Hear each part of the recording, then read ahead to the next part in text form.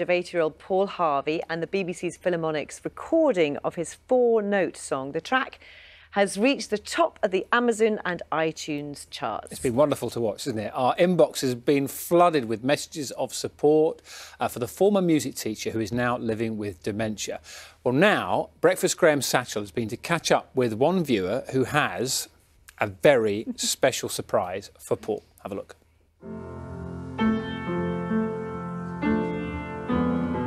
It's been quite a week for 80-year-old Paul Harvey.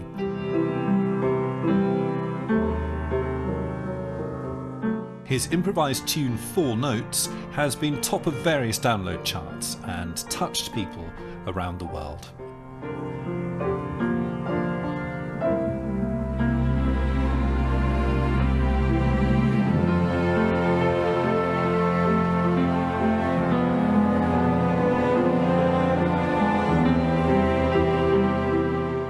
This music makes me so emotional, and I hope everyone buys it to raise money for Dementia Charities. Love to you, Paul. I wish you well. Sweet. Paul and Nick have been overwhelmed by the public response. I just think, wow, great stuff. I love it, but yeah. I'm riding the bucking bronco and just enjoying it.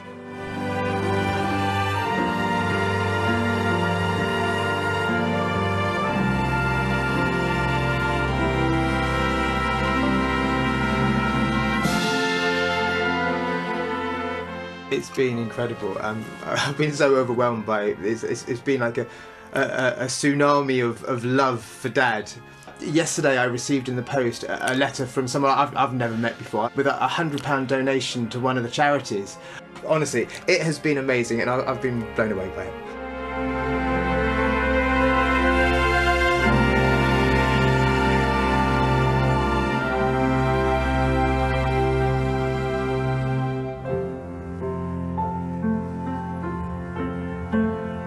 My wife Marion and I were lying in bed watching BBC Breakfast, and all the doom and gloom that comes from the news these days.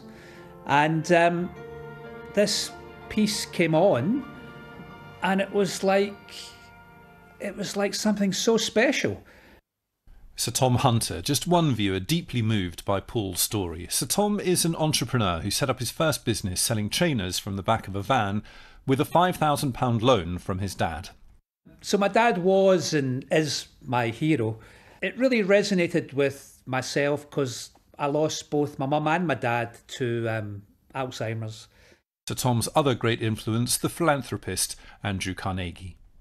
We decided we were not going to be the richest people in the graveyard, and really guided by Andrew Carnegie, who said you should do something with your money while you're still alive. Time for one more surprise. So hi, Paul and Nick. Hello. We were so moved, my wife and I, when we saw your wonderful piece on BBC Breakfast. And in a time where people are searching for good news, you lit up the screen with, first of all, the relationship between the father and the son, and then the relationship with music. So my wife Marion and I would like to help you by donating £1 million from the Hunter Foundation to help put a light into trying to release people from Alzheimer's. We really believe music is a key. We really believe you're onto something, and we really want to help. Wow. So in a time when we're all searching, in this confusing time, some things never change. And the things that never change are a father's love for his son and a son's love for his father. Oh, thank you. So please, take good care. I will. Thank you so much. Wow. I don't know what to say. Thank you. Amazing. What a team, eh, Dad? You and me. Take on the world. That is fantastic. It really is. Yes. Oh dear. I didn't think I could be moved much more now, but I can't. Should we split that between the two charities? No. Oh, yes. I thought you were going to say split it between you and me. Can you imagine? Oh, you'll split it between the two charities. That is fantastic. Yeah.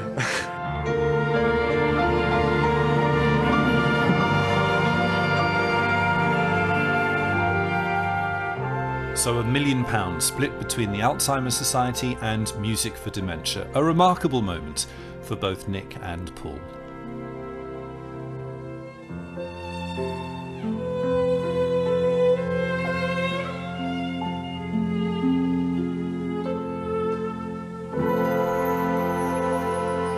And for all this to happen, and I'm in my flipping 80s, that's pretty good, I think that is.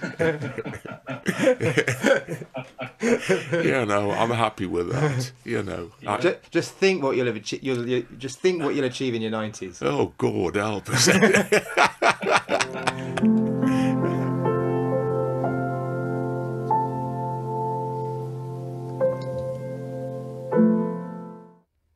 Sensational. Well, I know that two people were crying. Should we introduce them?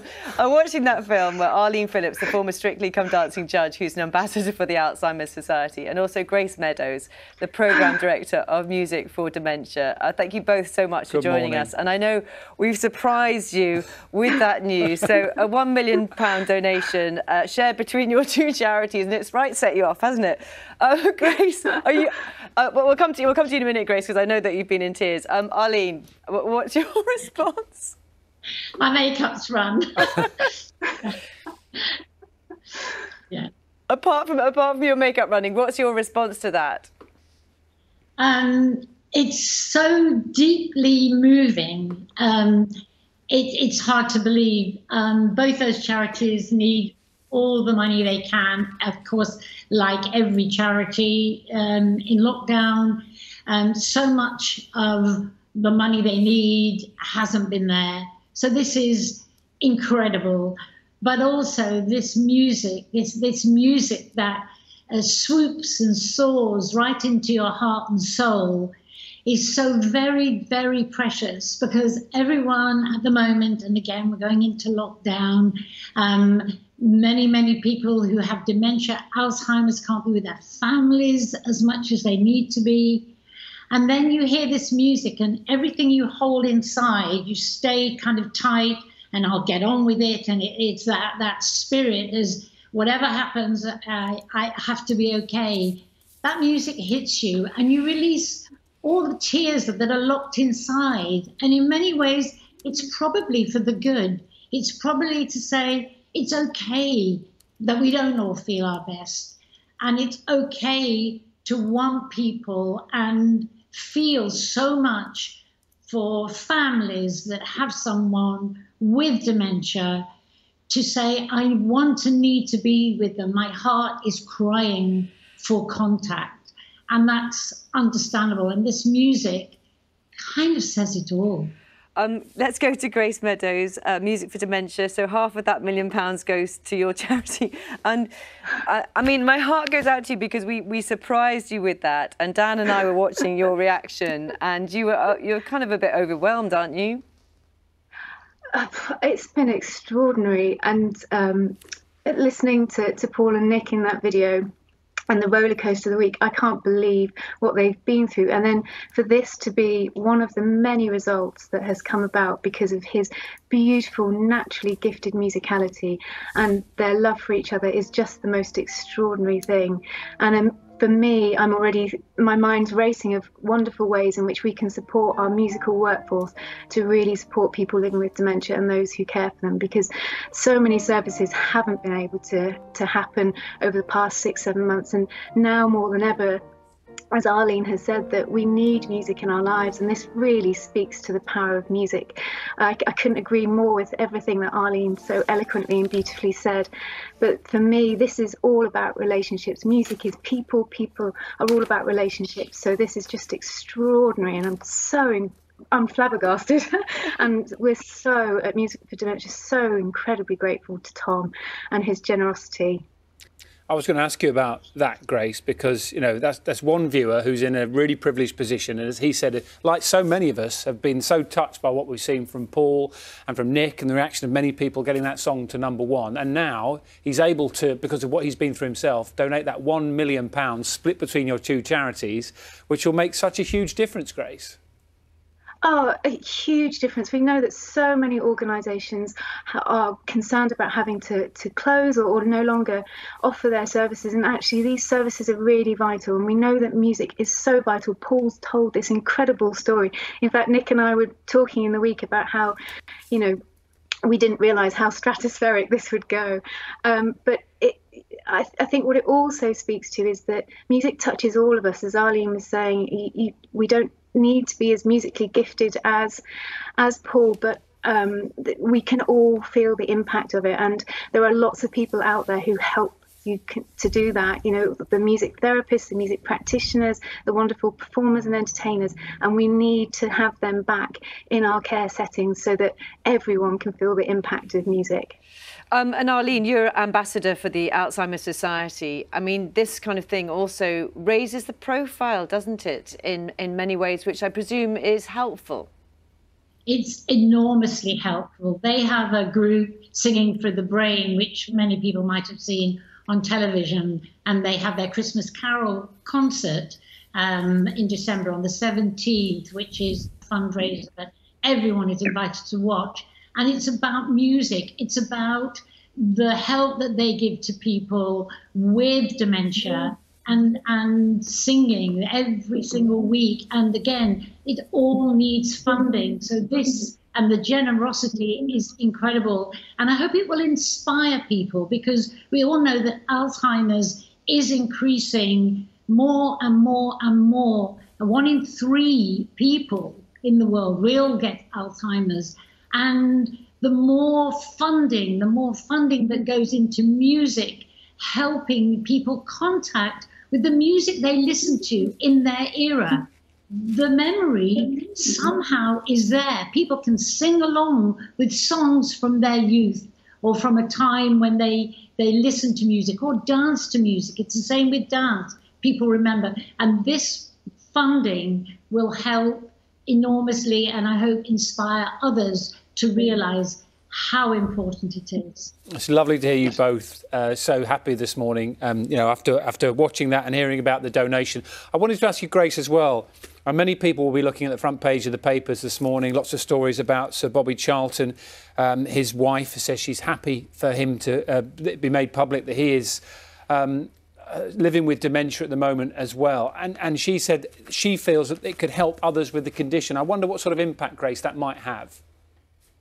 I think somebody as significant as Sir Bobby announcing that he has dementia is really important, because it means that there's still a lot of stigma around dementia, and it means that people are going to be able to start feeling as though they can talk about it more, and be able to have conversations and get the help that they need. We know there's an awful lot of people out there who have dementia who, for whatever reason it might be, don't feel that they can ask for help or feel that they could even tell people about the fact that they know that something isn't quite right. So I think having significant figures such as him to tell their stories, a bit like Paul has, telling their stories encourages others to reach out, have conversations about how important it is to get help.